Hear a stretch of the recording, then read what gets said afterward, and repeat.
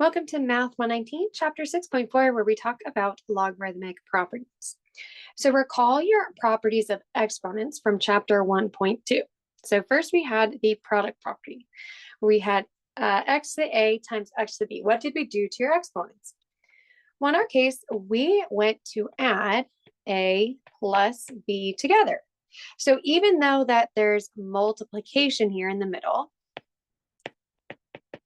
we ended up adding the exponents. So when we adjust that for your properties of logarithmic, notice that there's multiplication in the middle. When we go to apply your properties of logarithms, well, just like we did with your exponentials, right? We added your exponential, your exponents. Here, we're gonna break them apart and add your logarithms. So we have log base b of x plus log base b of y. So we get to break it apart when we see multiplication. We'll end up expanding through multiplication. Or sorry, expand by addition. So take what we know about your exponents and then apply them to your logarithm is the best way to understand these properties. So when we came to the quotient rule, right, we had this division here. We said, well, we're going to take your exponents, and we did what to them?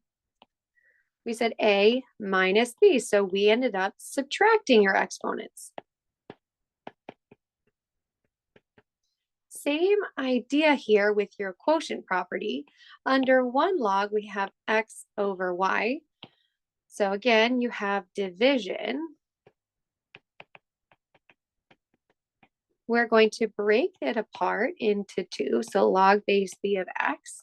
And from the above, how did we know to subtract b? Well, b was doing the dividing, so it did the subtracting. Y is doing the dividing, so therefore y will do the subtracting.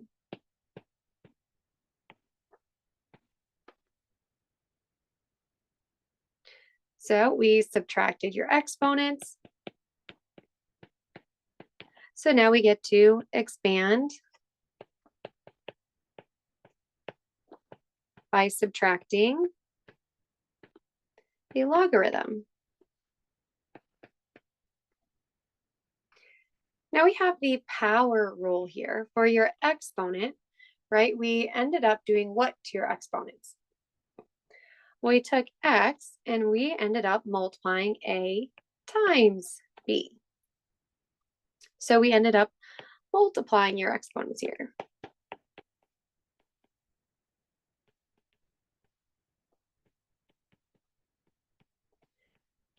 Similarly, if you have an exponent on top of the variable, we are going to bring it out front, and now we multiply your logarithm by the exponent. So we pull down the exponent and multiply. Now those are the key properties when it comes to the exponents, and same thing now with your logarithms. So we're either going to add, subtract, or pull down your exponent and multiply. Now, before we get into example 1, let's go ahead and try just a couple quick ones from down below. So I'm going to be starting on perhaps 7, 9, and maybe the first 4 over here now that I'm looking at it. So with number 7, excuse me, we have this division here, meaning that we're going to do what? Well, division means that we are going to subtract. So we're going to take your logarithm, log of x, and we're going to subtract whatever is doing the dividing. So minus log of y to the 6th. Now there's one more property that we can apply, and that's your exponent property. So we want to pull down the exponent. So bring the exponent down in front. So your expanded form should say log of x minus 6 log y. Try it again with number 9. So pause the video and see what you can come up with. So once more, we have division, meaning that we will end up subtracting your logarithms. So we write log u of 4 minus log of v. And now we have your exponent to take care of. So let's bring your exponent down in front of your log. So now we have 4 log of u minus log of v. Let's try it again with, let's try a this time, or 8 this time. So you'll notice that right now you have parentheses and then a squared term. You can do one of two things. You can go ahead and distribute it in, or you can pull it out in front of your logarithm first, give it parentheses, and then we have log of a times b. Now there's multiplication, meaning that we're going to add. So you have 2 on the outside, you have log of a plus log of b. And that is your final answer. If you wanted to distribute in that 2, that would be perfectly fine. So 2 log a plus 2 log b. For me, I would like it in this simplified form. So think about having them both having this 2 in common. For 10, again, trying to pause your video, we should get log of x plus minus 5 log y. All right. I would suggest let's see, 11 and 12. So again, try to pause the video and then we're going to go back to your notes and take a look at those. All right, so just like we worked with on your last one, right? This one is really just a way to say this whole thing is underneath the cubed root, so 1/3. So again, bringing that in front of your log first. So 1/3 log of x, y, z, and they already put multiplication in the middle. So again, when we have any sort of multiplication, we're going to add. So we keep that 1/3 on the outside, and then we're going to write log x plus log of y plus log of z. All right, let's try 12, and then we will jump back into our example on your other page. So here we have multiplication. So multiplication means we'll add here. So we'll break this up into 3 log terms. And the last thing we need to do is this 2 needs to come in front of the z. Notice that not all of them have an exponent. There's parentheses, but it doesn't have an exponent on your parentheses. So that's why we're only doing it for that particular z case.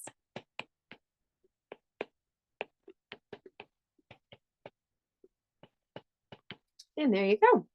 So hopefully those are some quick ones, but now we're going to get into ones that are just slightly more challenging.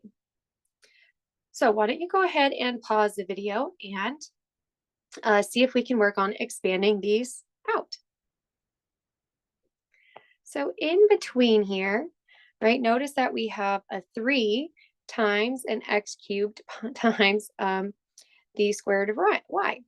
So 3 is still being multiplied. It's your coefficient, so it is being multiplied. So if you see multiplication, we're going to turn it into addition. So we have log base 4 of 3 plus log base 4 of x cubed plus log of y, or the square root of y, or if you want to write y to the 1/2, it doesn't matter on here. And now anything that has an exponent, we're going to want to drop down. And this is what you would be expected to do as far as showing your work.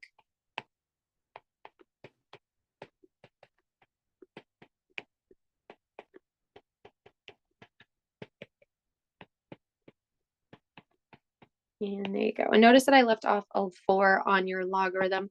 As best you can, try and look at your log base in each step because we want to make sure that they match. Let's try B. Now notice that this whole thing, this 3 is actually attached to this cube root. So this whole thing is a cubed root. So I'll write that here. So xy squared or cubed, see the 4th. We got the cubed root over here.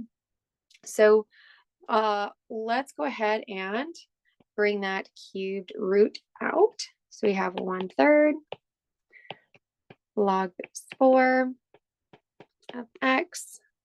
Oh, actually, we'll just take it in parts because I expect you guys to be doing it in parts as far as showing your work. Now notice that you have multiplication and you also have division. So we'll switch the division one to subtracting. And you'll switch your multiplying one into adding. It is okay to do it in, like, it is okay to have addition mixed with subtraction. So you have 1/3. My apologies. Log to the 4th, x plus log to the 4th, y cubed, minus the one that's doing the dividing is going to be the one that is subtracting. So minus log base, oh, it's not 4, it's a of z to the 4th. And now anything that has the exponent will then go ahead and drop.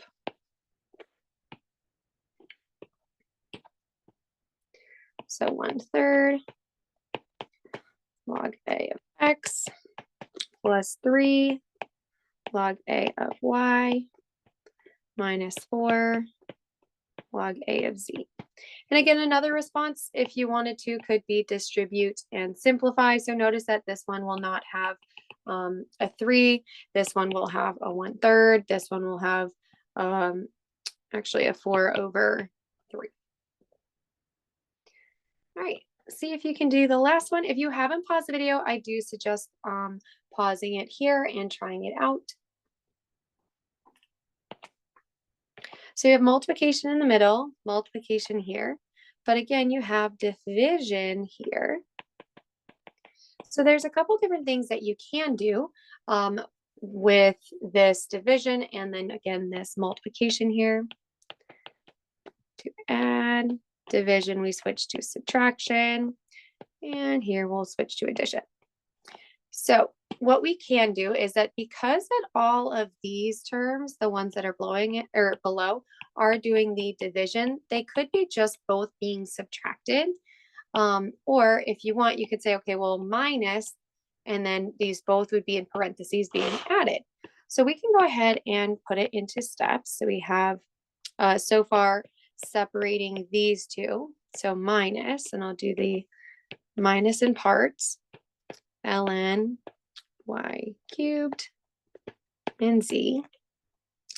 And again, now that we have broken, now that we can kind of separate it out, we can start to expand it just a little bit more in parts, minus, and this whole thing, because this whole thing is doing subtracting, right? And if you still wanted to show that there was addition going on between them because they are combined together, we could bring it in steps as well.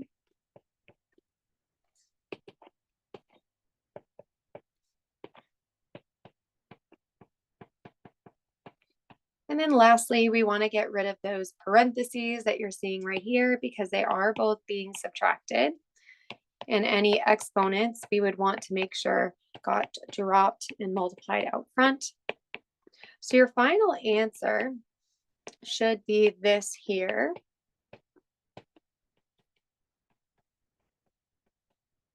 So this step right here is a little unnecessary.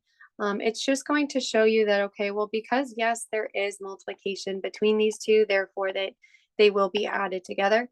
It's both of these terms that are doing the subtraction and they're doing the division. So they're both end up being subtracted from the numerator. So that when you went to collapse, right, you can see, okay, well, these do have some factor in common, so they will be grouped together, whereas these are not negative, so they can be grouped separately. Now we're going to do the reverse. We are going to our next page 2. So now we're going to be condensing logarithms.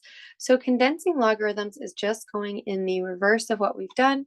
So in our case, and these are kind of a little bit more, I want a couple easy ones to start us off. So we'll go to this page. So in our terms right here, right, we want to condense. So we see what we've learned. So subtraction meant that these would be divided. So we are going in the reverse order of what we've done. So notice that there's 2 logarithms here and we only need to write one of them.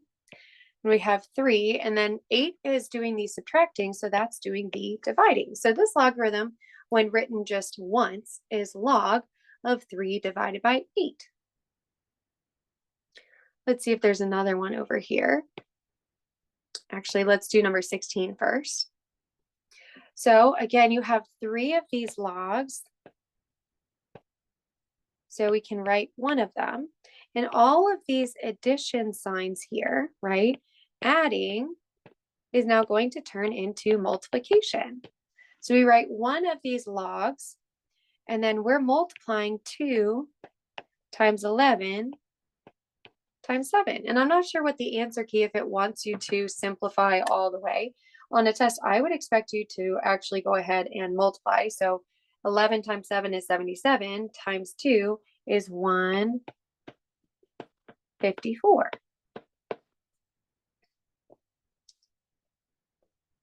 Let's try it again. Let's do number 17 here. So the first thing we want to do is not so much to condense it quite yet, because notice that there's a 2 out front. So let's go ahead and lift the 2 up to 12. So log of 7 minus log of 12 squared. And if you wanted to simplify that already, we could say this is really log of 144. And now that we have your logarithms kind of simplified, we have this subtraction sign, which is going to turn back into a division sign. So we go from those 2 logarithms into 1 logarithm. So we have 7 divided by 144. The 144 was doing the subtracting, therefore it's going to do the dividing. Now let's try,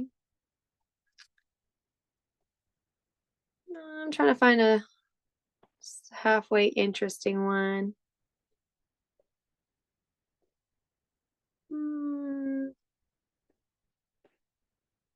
Let's do number 18, why not?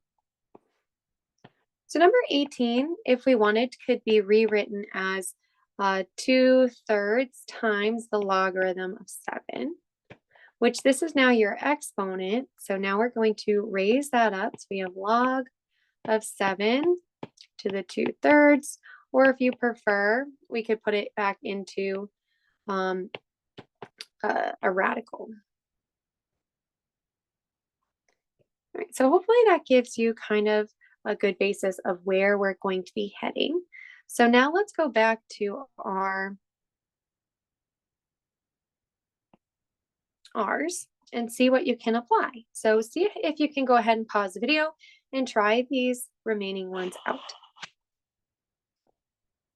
So let's take a look at A, if you've come back to what we've been doing. So we notice that for this one, it already has an exponent, but you now have an exponent that needs to come back into place. So we have ln of x squared cubed, which what is going to happen to this one? Well, if you have an exponent being raised to another exponent, we end up multiplying. So we really have x to the 6th power minus ln of y to the 1/2, right? So that snaps up, and that is actually going to be minus ln of the square root of y plus ln of 2. Now, the thing is, if for me, what I like to do is I like to get all of my terms added together and then subtracting on the end. So I'm going to make room for this ln of 2 over here. So that way I have adding times adding, or sorry, adding, and then subtracting.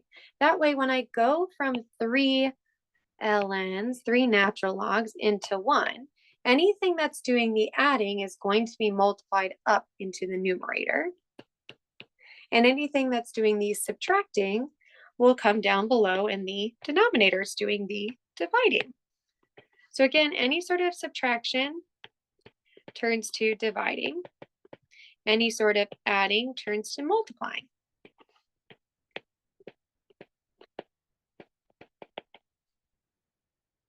Let's try it again with b. So you do have an exponent, so let's go ahead and put that on top. So you have log b of 5 plus log b of x to the negative 1 squared. Let's go ahead and fix that up. Plus log of b, the x to the negative 2. This being adding, because we are adding, we are going to switch this into multiplication. So if we have log base b of 5 times x to the negative 2, well, we want to make sure that all of your exponents come out nice and positive. So what are we going to do? How do we switch this negative into a positive? Well, we recall that from your lecture from chapter 1.2 that negative exponents, we can drop them, we can switch their position, their location, and then turn it positive. So this being in the numerator originally can then just come down into the denominator. The 5 does not follow because the exponent on top of the 5 is a positive 1, and we don't want to change that. Let's try it again with C. Okay. So for this particular one, notice that some things are already kind of condensed for us. These two are already condensed. If they weren't combined already, this could be showing as negative ln of x minus ln of y. They have just condensed it for us. They've really just done what we did back a few problems ago, where they then brought it into 1. So this whole thing should be located in the denominator of our expression because it is doing the subtracting. So one thing we can do is just say ln of z to the, come on, divided by this whole thing. And we still have these 3 on the outside. So we want to make sure that this now comes up on the inside. Or if you prefer, you can distribute it up into both of your terms already. It doesn't matter either way. If we have, if we distribute it, or if I show this very next step, it might make a little bit more sense if I break it up here. This whole thing is being cubed, and we want to make sure that we simplify as much as possible. So on the inside, you have the z squared under the cubed root. So that'll cancel, and it'll allow us just to have z squared. And then when we distribute, because we have to distribute throughout this entire problem, we have x cubed and y cubed. Now this should be our end result of our answer. So hopefully that makes sense. I'm going to flash the worksheet that we were working on previously. So if you want to pause the video here and practice a few of these out, I'll do so. So we have the first few here and the next few, and then the answer key. Now we're going to move on to typing in a logarithm into a calculator, and then talking about applications of logarithms. So first being where we have the change of base formula. So not all logs, as you're seeing, has a base of 10 being a common log, but it can have any sort of base. So base, if we have log base 10 is equal to, and we want to put it into your calculator, well, sometimes your calculator, being nice and new, might have it already programmed for us. So if we wanted to write log base 5 of 4, right? If we wanted to punch this into the calculator, we're going to hit math and then see if we scroll down and locate the log base, in which case it actually will allow us to type this particular problem in. So here we go to locate math. Well, math is located right under the green alpha button. And I'm going to scroll down until I find log base. Now, not all calculators have it. Sometimes if you have a master calculator, like an instructor one, they can download it for you. So if yours doesn't have it, this is, we have something else for you. So notice that it allows us to type in any sort of base to evaluate. Again, we can't just do log of 4 because the base on your common log here, kind of located next to your 7, that's a common log, so its base is 10. So instead, what we can do is your change of base formula. This allows us to evaluate any sort of base on your calculator. If it doesn't have this program already, we're just going to take your base and put it over the log of our expression. Now, what this does is that it allows us to now evaluate using a common log. Both of these bases are now equivalent, and it allows us to evaluate them in the most common sense. You could do the same thing with your ln as well. So for us, if we wanted to write log base 5 of 4 in the change of base formula, we're just going to be doing log of 4 comes up divided by log of 5. And again, you'll see that on your calculator here. So if we did log of 4 divided by log of 5, it should pull up with the exact same answer as if you had the program already built in. Now let's have you try it one more time with practice. So use your change of base formula and try to round to 4 decimal places. So even if you do not have the, even if you have the log base program, I'd like you to practice still trying to write it in the change of base formula. So we'll assess 2 logs, both of a common base. So 15 comes up, 7 comes down, and to evaluate that to about 4 decimal places, we'll do log of 15 divided by log of 7. So it's about 1.3917. Or if you hit the math button and then hit log base, then you can hit 7 as your base and 15 as your evaluating number. Now this would be called your exact answer and your approximated answers, anything that has to get punched into a calculator. So that is rounding to 4 decimals. Now let's talk about application problems. So one most common application problem that you're going to be seeing is an earthquake problem.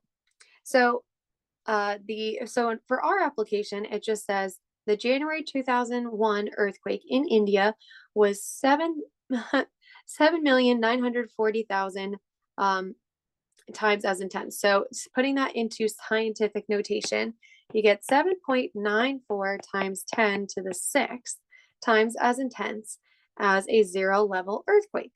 What was the Richter scale of this event?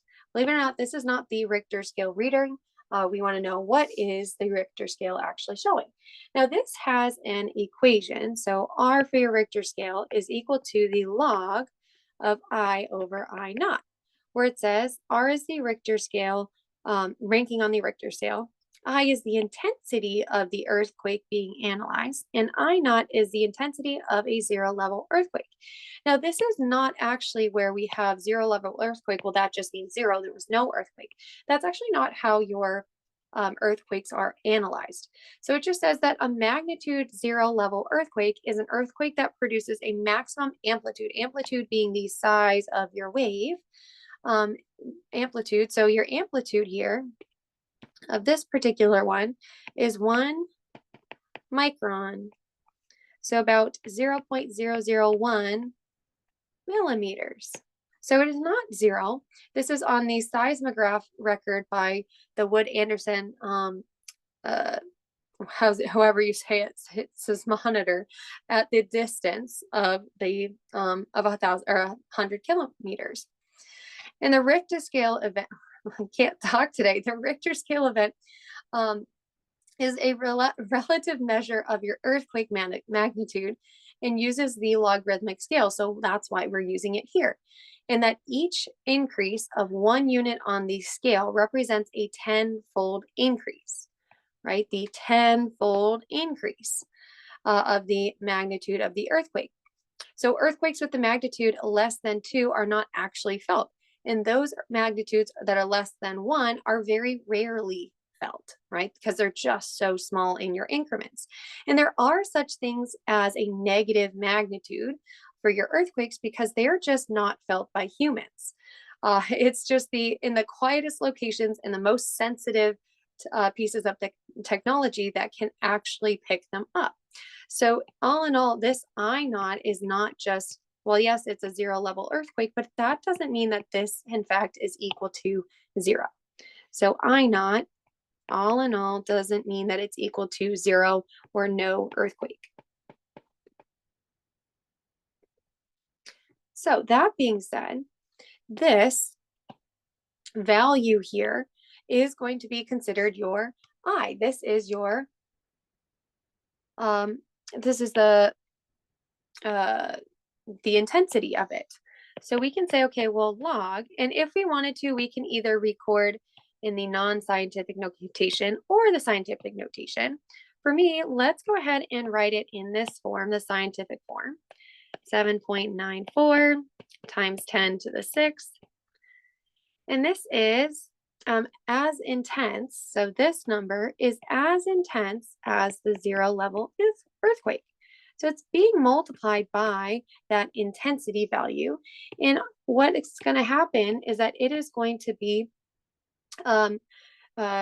canceled out. And the reason why it's multiplied up here is that it's as intense as that zero level earthquake. So that's why this one is here. And the one below it is here because of your equation. So when we simplify, we get log of 7.94 times 10 to the 6th. And then what did we learn about your properties of exponents or logarithms? Well, the property of a logarithm, we said, well, anytime we have multiplication, right, this times 10, so multiplication switches to addition. So we have log of 7.94 plus the log of 10 to the 6th. Now, when we go to simplify, right, what is the log base in this form? Well, because these are common logs, these both have a base of 10. Now, does anybody see something interesting going on? Well, in this term here, we have the logarithm base 10 and your exponential in a base of 10, which means they'll cancel and that 6 drops. So when we evaluate, we'll figure out that log of 7.94 plus 6 will be our intensity. So let's go ahead and put this into your calculator and let's figure out your Richter scale reading. So let's go ahead and find rounding to 1 decimal place. So because it's a common log, we can just write log. So that button is next to your 7 of 7.94 plus 6. So this is 6.8998. So about 6.9 is your Richter scale reading. So it has a magnitude of 6.9 in your Richter scale. So hopefully that made sense. Again, the big idea here is that this I naught is not that it means that it's equal to zero. It's just a very small, small wave of your amplitude, how high that wave is getting. Now that's going to conclude chapter 6.4. There should be more problems like this on your homework. So when you see it, hopefully you are putting that into its application.